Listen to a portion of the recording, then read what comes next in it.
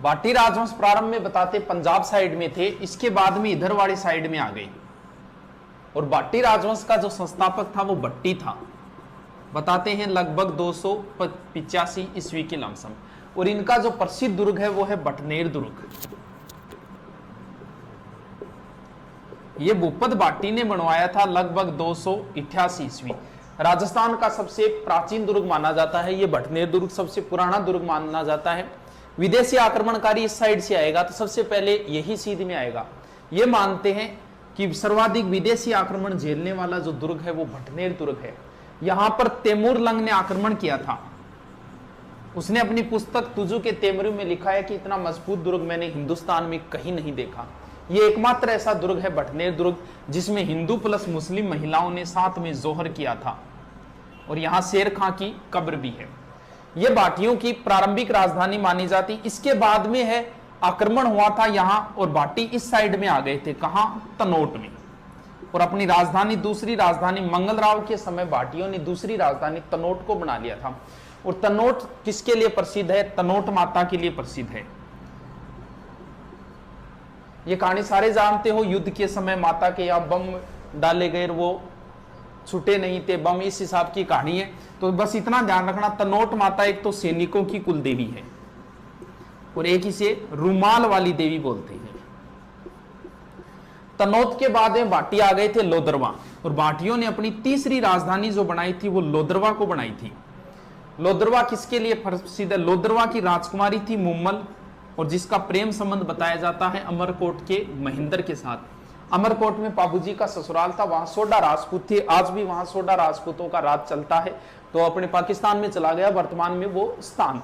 तो महेंद्र के साथ प्रेम संबंध की वो लंबी चौड़ी कहानी है, लेकिन उससे प्रश्न पुटअप नहीं होते। वो कहानी है जो बताने के लिए बस क्लास में। लोदरवा के बाद में भाटियों ने चौथी राजधानी और अंतिम राजधानी बनाई जैसलमेर। और जैसलमेर में सबसे कब बसा? 1155। दो चीजें थोड़ी सी ध्यान रखना।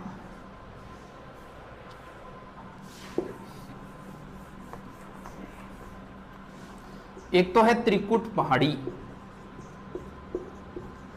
और एक है त्रिकुट पर्वत।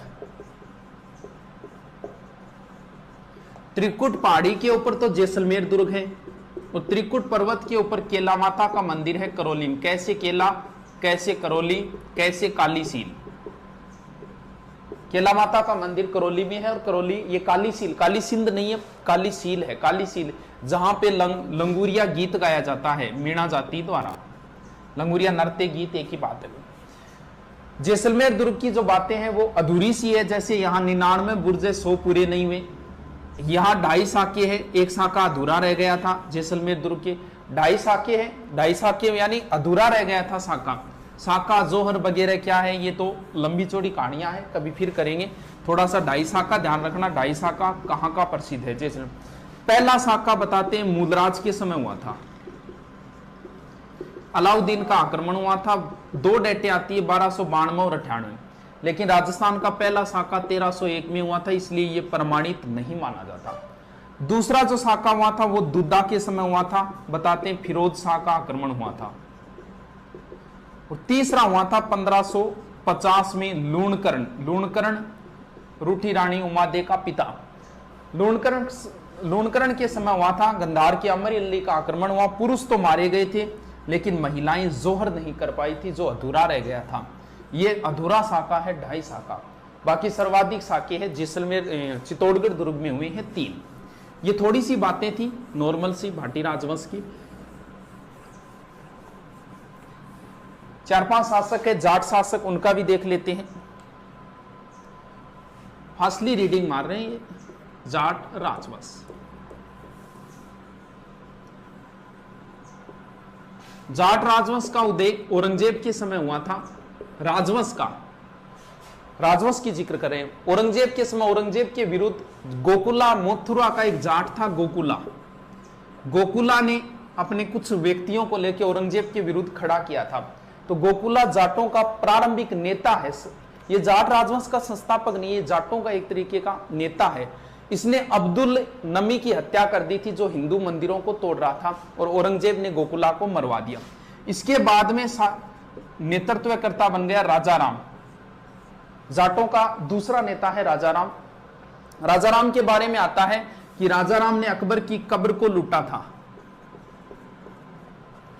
इसके बाद में जाट साम्राज्य के जो माना जाता है वो माना जाता है चूड़ामन से। जाट साम्राज्य का संस्थापक चूड़ामन है, जबकि जाट साम्राज्य का वास्तविक संस्थापक कौन है? बदन सिंह। बदन सिंह को सवाई जय सिंह ने ब्रजराज की उपाधि दी थी और डींग की जागीर दी थी। डींग के जल महल बदन सिंह ने बनवाए थे, जो प्रसिद्ध जल महल है डींग के जल महल।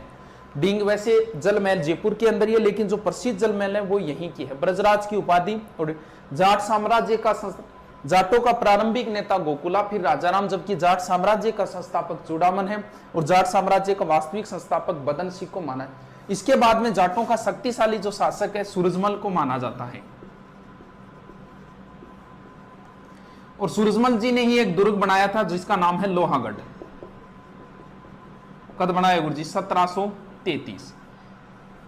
यह मजबूत दुर्ग माना जाता है, अजय दुर्ग माना जाता है कि इसे आज तक कोई नहीं जीत पाया।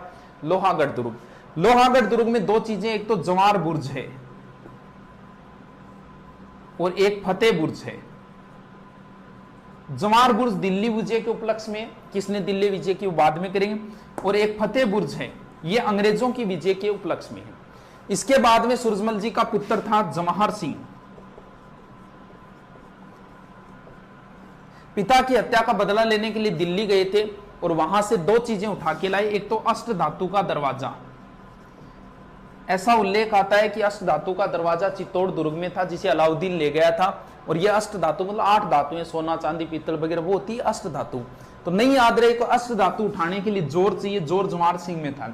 यानी अष्ट धातु का दरवाजा कौन उखाड़ के लाए थे? जवार सिंह। ये अष्ट, इस यहां से एक काले संगमरमर के पत्थर का बेड लाए थे जो वर्तमान में डींग के जल महलों के अंदर रखा हुआ है। इसके बाद में शासक है रणजीत सिंह। इनके समय भरतपुर दुर्ग के अंदर मल्हार राव होलकर ने शरण ली। मराठा मल्हार राव होलकर, कब? 1803। और अंग्रेज लेख था जिसने गोलीबारी की, बम बरसाई, लेकिन दुर्ग को जीत नहीं पाए। उसके बाद में इसका नाम हो गया था लोहागढ़।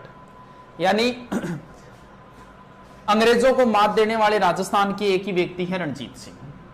तो ये थोड़ी सी बातें नॉर्मल थी। गोकुला नाम याद रखना है, राजाराम है, उसके बाद में चूड़ामन है जाट साम्राज्य, फिर बदन सिंह वास्तविक संस्थापक है, फिर सूरजमल जी जिन्होंने लोहागढ़ दुर्ग बनवाया था। इसमें 2-3 चीजें हैं। इसके बाद जवाहर सिंह जी जो अष्टधातु दरवाजा, और रणजीत सिंह जी ने अंग्रेजों को मात दी थी।